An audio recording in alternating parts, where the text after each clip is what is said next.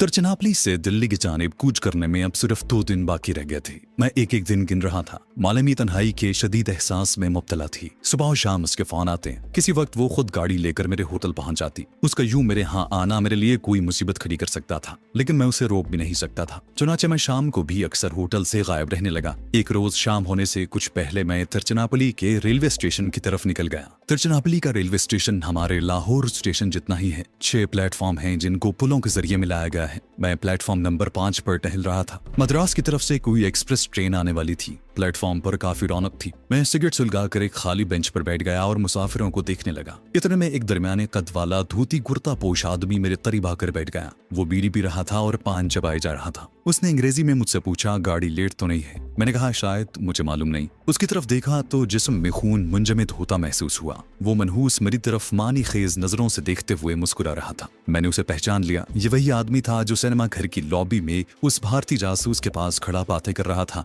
जिसने मुझे गिरफ्तार किया था और जिसको मैं कत्ल कर चुका था। मैंने सिगरेट फेंक कर पांव तले मसला और उठकर प्लेटफॉर्म के गेट की तरफ चलने लगा। मुझे महसूस हुआ कि वो भी मेरे पीछे पीछे आ रहा है। मैं रेलवे टी स्टॉल के काउंटर पर रुक गया और कॉफी के लिए कहा। फिर नजरें चुरा कर देखा। वो कुछ फासले पर एक मिलिट्री पुलिस वाले से बातें कर रहा था। उसने एक बार मेरी तरफ इशारा भी किया। मैं इस सूरत-ए-हाल से निपटने के लिए पूरी तरह तैयार हो गया। मैंने कॉफी का पहला ही घूंट लिया था कि किसी ने मेरे कांधे पर हाथ रख कर कहा, मिस्टर, तुम गिरफ्तार हो चुके हो। मैंने पलट कर देखा। मिलिट्री पुलिस के सिपाही का एक हाथ मेरे कांधे पर और दूसरा हाथ अपनी कमर के साथ बंधे हुए पिस्तौल पर था। वही मनहूस काला आदमी पास खड़ा अपनी जबान में मिलिट्री पुलिस वाले को खुदा जाने क्या कह रहा था। मैंने कहा, ये शख्स झूठ बोलता है। मैंने कोई जुर्म नहीं किया, मुझे क्यों गिरफ्तार किया जा रहा है? ये कहकर मैं एक तरफ चल नहीं वाला था कि फौजी ने पिस्तौल निकाल लिया। मेरे कदम वहीं रुक गए। फौजी ने सीटी बजाई। दूसरे प्लेटफॉर्म से उसके 2 साथी और भी आ गए। उन्होंने मेरे हाथ पीछे बांध दिए और रेलवे स्टेशन से बाहर निकल गए। लोगों का हुजूम हो गया। वो मुझे और मेरे मुखबर को मिलिट्री जीप में बिठाकर वहां से चल पड़े।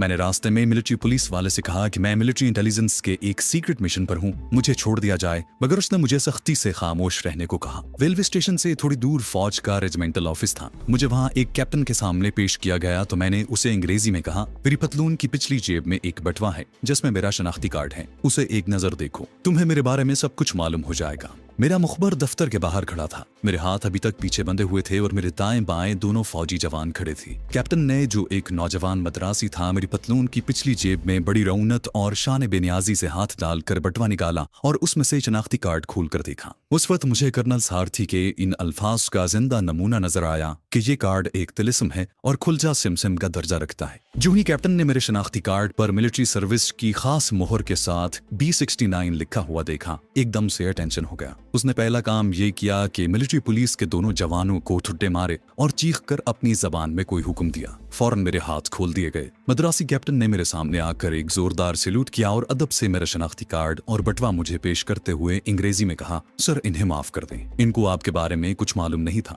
ये कहकर वो मुझे लेकर दफ्तर से बाहर आ गया। बाहर वही काला कलोटा धोती पोश मुखबर खड़ा था जिसने मुझे गिरफ्तार करवाया था। वो अपनी कामयाबी पर बेहद खुश था। मद्रासी कैप्टन ने बाहर निकलते ही उस मुखबर की तरफ इशारा करके चिल्लाकर कुछ कहा। फौजी जवान उसकी तरफ लपके और उसे गिरफ्तार कर लिया। वो चीखता रहा, अपनी जबान में न जाने क्या क्या कहता रहा। कभी कभी उसके मुंह से पाकिस्तानी भी निकल जाता था। वो यही कह रहा होगा कि मैं पाकिस्तानी जासूस हूँ, मगर खुदा जाने इन B69 के हुरूफ में क्या तिलिस्म था कि मद्रासी कैप्टन की आंखों पर जैसे पर्दा सा पड़ गया था। उसने काले मुखबर को खुद 2-4 लातें रसीद की और मिलिट्री पुलिस से कहा कि उसे ले जाकर क्वार्टर गार्ड में बंद कर दिया जाए। अब वो मेरी आओ भगत करने लगा। उसने ठंडा मशरूब मंगवा लिया और फिर बड़ी लजाजत से बोला, सर, ये मेरी गलती नहीं है, मुझे उम्मीद है कि आप हेडक्वार्टर में मेरी शिकायत नहीं करेंगे। मालूम हुआ कि इस B69 नंबर का ताल्लुक मिलिट्री इंटेलिजेंस के आला तरीन डिपार्टमेंट से था। ये वो लोग थे जिनके इशारे पर बड़े से बड़े सरकारी ऑफिसर को गिरफ्तार किया जा सकता था। मैंने मद्रासी कैप्टन को यकीन दिलाया कि मैं उसके खिलाफ शिकायत नहीं करूंगा, बल्कि उसकी फर्शनासी की तारीफ करूंगा। वो बेहद खुश हुआ। उसने अपनी जीप निकाली और मुझे होटल तक छोड़ने आया। वहां वो जीप से उतरा, एक बार फिर मुझे एक जबरदस्त सैल्यूट किया और हाथ मिलाकर रुखसत हो गया। शनाख्ती कार्ड की खुफिया नंबर ने निहायत नाजुक वक्त में मेरी मदद की थी।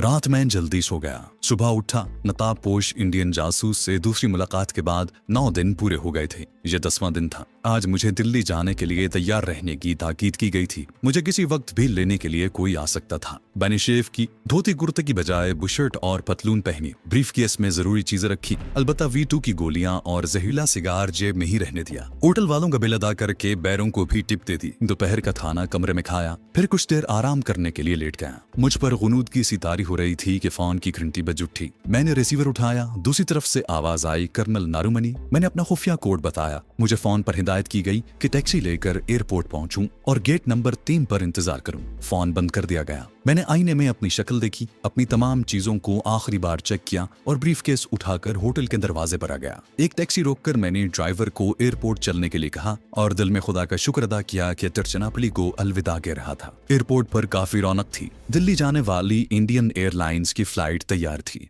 मैं हिदायत के मुताबिक गेट नंबर 3 के करीब एक तरफ इलेक्ट्रिक वाटर कूलर के पास खड़ा हो गया। 2-3 मिनट के बाद वही काला कलोटा धोती पोश एजेंट हाथ में थैला लिए मेरी तरफ बढ़ा। वो हस्ब आदत मुस्कुरा रहा था। उसने मुझसे हाथ मिलाया और बोला, मौसम खुशगवार है कर्नल मनी। मैंने उस बात में जवाब दिया तो उसने थैले में से खाकी रंग का एक लिफाफा निकाल कर मुझे दिया और कहने लगा, इसमें दिल्ली तक का टिकट है। तुम्हारा सीट नंबर 15A है। तुम्हारी बगल वाली सीट पर एक नीले कोट और सफेद मफलर वाला एक मुसाफिर होगा जिसके माथे पर जख्म का निशान होगा। उससे कोट दरियाफ्त करना। वो हमारा आदमी है और तुम्हें दिल्ली तक पहुंचाकर वापस आ जाएगा। ये कहकर वो तेजी से वापस चला गया। मैंने लिफाफे में से टिकट निकाल कर गेट पर दिखाया और हवाई जहाज की तरफ बढ़ा। जहाज पर सीढ़ी लगी थी और नीचे सामान भरा जा रहा था। जहाज के अंदर काफी मुसाफिर बैठे हुए थे। एयर होस्टेस मुझे लेकर मेरी सीट की तरफ बढ़ी। मेरी साथ वाली सीट पर एक पुख्ता उम्र का दुबला पतला आदमी बैठा अंग्रेजी का रिसाला पढ़ रहा था। उसके गले में सफेद मफलर और कोट का रंग नीला था। जब मैं अपनी सीट पर बैठने लगा तो उसने रिसाले के किनारे से मुझ पर एक निगाह डाली। मैं सीट पर बैठकर सामने से रिसाला निकाल कर पढ़ने लगा। फिर मैंने आहिस्ता से कोड दोहराया। उस आदमी ने भी कोड दोहराया।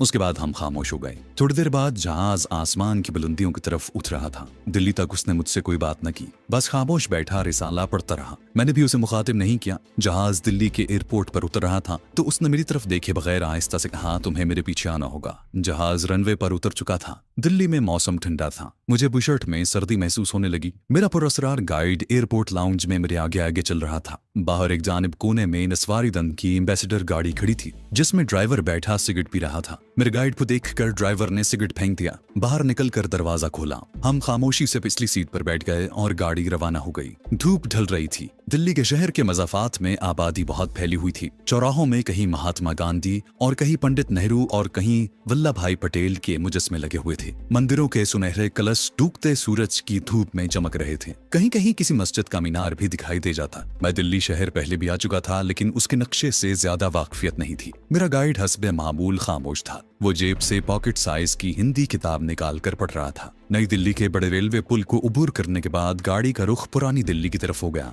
खुदा जाने कौन कौन सी सड़क से होती हुई गाड़ी अलीपुर रोड पर पहुंची तो मैंने कुत्सिया गार्डन के पुराने मुगलई दरवाजे को पहचान लिया। पहले इस दरवाजे पर जंगली गुलाब की बेलें चढ़ी हुई थी। अब गेट के चौकोर सुर्ख जीनों वाले सुतूनों से झाड़ झनकार साफ कर दिया गया था और बाहर एक तरफ खोखे में खड़ा एक सिपाही पहरा दे रहा था। गाड़ी आगे जाकर लखनऊ रोड की तरफ बढ़ गई और कुछ देर बाद एक ठंडे खामोश बरामदे वाली बोसीदा सी कोठी के पोर्च में जाकर रुक गई। जहां गाइड ने पहली बार जबान खोली और मेरी तरफ एक लिफाफा बढ़ाकर कहा, इसमें कोठी की चाबी और तुम्हारे नाम हिदायत मौजूद है। ड्राइवर ने बाहर निकलकर गाड़ी का दरवाजा खोल दिया। मैंने बात करनी चाही तो पुरअसरार गाइड ने आंखों ही आंखों में मुझे खामोशी से चले जाने का इशारा किया। मैंने ब्रीफकेस उठाया और गाड़ी से उतर आया। गाड़ी आउट गेट से बाहर निकल गई। कोठी काफी पुरानी थी और लगता था कि एक मुद्दत से उसकी सफाई नहीं हुई। तेज हवाओं ने दरख्तों के पत्ते बरामदे में भी फैला रखे थे। बरामदे में कोठी का ऊंचा दरवाजा था जिस पर ताला लगा हुआ था। मैंने लिफाफा खोला। उसमें चाबी और मजीद एक सरबमोहर लिफाफा था। ताला खोलकर अंदर दाखिल हो गया। एक नीम रोशन ठंडी राहदारी थी।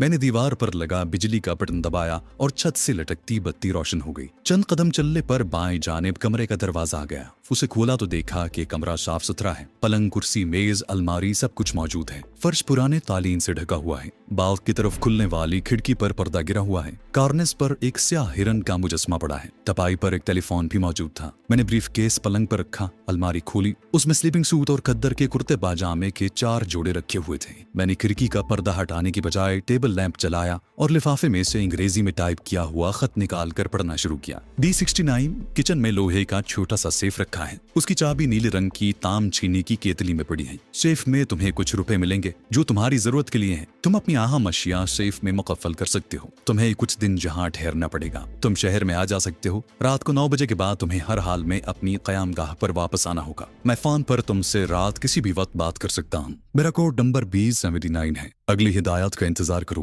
Palm oil नारूमनी। किचन कमरे के बाहर राहदारी के आखिर में वाक़ था। कोने में लोहे का छोटे साइज का सेफ था। केतली से चाबी निकालकर उसे खोला तो अंदर एक लिफाफे में 2000 रुपए के करेंसी नोट थे। मैंने V2 की गोलियों वाला पैकेट उसमें रखकर सेफ बंद कर दिया। जहरीला सिगार मैं अपने पास ही रखना चाहता था। मैंने किचन का जायजा लिया। खुर्दनोश का सामान मौजूद था। मैंने कॉफी बनाई और कप लेकर कमरे में आ गया। टेबल लैंप बुझाकर खिड़की का पर्दा हटाया। खिड़की का एक पट खोलकर बाहर देखा। शाम की आमद थी। सर्दी बढ़ रही थी। अब मुझे ख्याल आया कि उन लोगों ने मेरी सर्दी के कपड़ों का कोई इंतजाम नहीं किया। मुझे फौरी तौर पर गर्म कोट पतलून की जरूरत थी। कॉफी पीने के बाद मैंने सेफ की चाबी जेब में डाली। कोठी को ताला लगाया और कुछ रुपए साथ रखकर लखनऊ रोड से होता हुआ अलीपुर रोड पर पहुंच गया। मैंने चांदनी चौक में आकर रेडीमेड गारमेंट्स की दुकान से एक गर्म कोट और पतलून खरीदी और रात का खाना खाकर वापस उसी वीरान कोठी में आ गया। कमबख्त ऐसा सीक्रेट मिशन था कि एक को दूसरे की खबर नहीं थी। देर बाद कहीं एक एजेंट मिलता जो कोई बात नहीं करता था। अशद जरूरत के वक्त एक आध जुमला बोलता और दूसरे के हवाले करके रुखसत हो जाता था। उस रात मेरे नए बॉस B79 का कोई फोन ना आया, लेकिन मैं पूरी तरह सो भी न सका। हर 10 मिनट बाद गैर शऊरी तौर पर आंख खुल जाती कि कहीं टेलीफोन की घंटी तो नहीं बज रही। उसका नतीजा ये निकला कि सुबह देर तक सोता रहा। 10 बजे आंख खुली, नहाया, शेव बनाई, नाश्ता किया, फिर कोठी के अकबी वीरान बाग में कुर्सी निकालकर सुनहरी धूप में बैठकर किताब पढ़ने लगा तो बैठे बैठे नींद आ गई। आंख खुली तो 11:15 बज रही थी। कोठी को ताला लगाया और टैक्सी लेकर जामे मस्जिद के मुस्लिम इलाके में आ गया, जहां खाना खाकर मैं फौरन ही वापस चल दिया।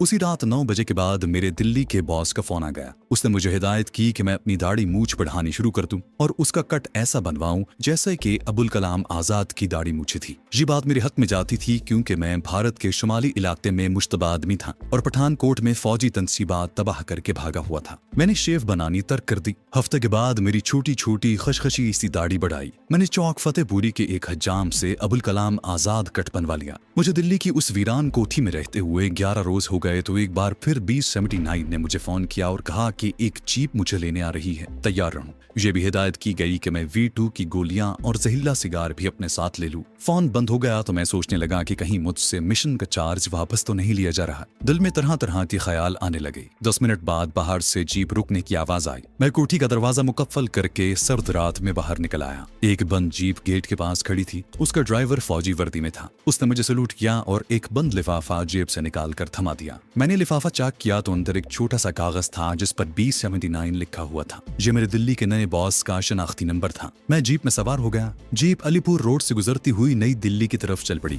काफी लंबा रास्ता था मगर बागों और पार्कों में से होकर गुजरता था। सड़क की दोनों जानिब की रोशनियां जगमगा रही थी। जीप नई दिल्ली के रिहायशी इलाके की एक कोठी के पोर्च में पहुंचकर रुक गई। ब्रीफ केस मेरे हाथ में था। मैंने हस्बे हिदायत V2 की गोलियों का पैकेट और जहरीला सिगार साथ में ले लिया। कोठी की सिर्फ एक कमरे में रोशनी हो रही थी। ये कमरा कोठी के वस्त में था। मुझे एक फौजी उस कमरे में ले गया। मेरे पीछे दरवाजा बंद कर दिया गया तो पहली बार जहां मेरा दिल जोर से धड़का, सामने दीवार पर पाकिस्तान का बहुत बड़ा नक्शा आवेजा था। एक सिख बावर्दी मेजर चढ़ी मेज पर रखे कुर्सी पर बैठा मेरी तरफ घूर रहा था। कर्नल नारूमनी, ये कहकर वो अपनी कुर्सी से उठकर मेरे करीब आया। मुझसे हाथ मिलाकर कुर्सी पर बैठने का इशारा किया। उसने मुझसे पंजाबी में बात शुरू की। उसका लहजा पाकिस्तान के जिला झंग के लोगों जैसा था। बोरा हेडक्वार्टर ने तुम्हें इस खतरनाक मगर निहायत अहम मिशन के लिए इसलिए चुना है कि अमृतसर के हिंदू होने के बावजूद तुम मुसलमानों के रस्म रिवाज और उनके मजहब के बारे में काफी मालूमात रखते हो। तुम बड़ी आसानी से मुसलमान बनकर पाकिस्तान में जासूसी कर सकते हो और हमारे अहम तरीन मिशन को कामयाब बना सकते हो। तुम पाकिस्तान जा चुके हो, ये भी अच्छी बात है। वैसे पाकिस्तान में हमारे जासूस मौजूद हैं। वो तुम्हारी मदद करेंगे। जाने से पहले तुम्हें एक एजेंट के बारे में तफसील फराहम कर दी जाएगी। अब इस नक्शे को गौर से देखो। उसने चिड़ी हाथ में पकड़ ली और दीवार के साथ लगे पाकिस्तान के बहुत बड़े नक्शे पर मुझे लाहौर, मुल्तान, सक्कर और कोयटा शहरों के बारे में तफसीलात बताने लगा। पाकिस्तान के ये वो नाजुक पॉइंट थे जहां जाकर मुझे अपनी सरगर्मियों का आगाज करना था। उसके बाद सिख मेजर ने, जो इंडियन मिलिट्री इंटेलिजेंस का कोई बहुत बड़ा अफसर था, नक्शे पर सूबा सरहद में एक खास जगह लिया, छड़ी की नोक रखी और कहने लगा, तुम्हें इस मकाम पर जाना होगा। ये पाकिस्तान का बड़ा हसास इलाका है और आइंदा कुछ अरसे में यहाँ बेहद अहम वाकयात जाहिर होने वाले हैं। तुम्हें हमें वहाँ से सियासी और फौजी हालात की पूरी रिपोर्ट देनी होगी। सिख मेजर मुझे इलाके दिखा रहा था। वो मेरे अपने वतन अजीज के इलाके थे और मेरे देखे भाले थे। फिर भी मैं इस तरह अदाकारी कर रहा था जैसे इन इलाकों के बारे में पहली बार मालूमात हासिल कर रहा हूँ। छड़ी मेज पर टिकाकर वो कुर्सी पर बैठ गया और मेरी खुशफशी दाढ़ी की तरफ उंगली से इशारा करते हुए बोला, तुम्हारी दाढ़ी मुसलमानों की तरह बनती जा रही है। बहरहाल तुम्हें पाकिस्तान में स्मगल किया जाए तो तुम शक्लो सूरत से पूरे मुसलमान नजर आओ। तुम मुसलमानों का कुरान तो पढ़ लेते होगे।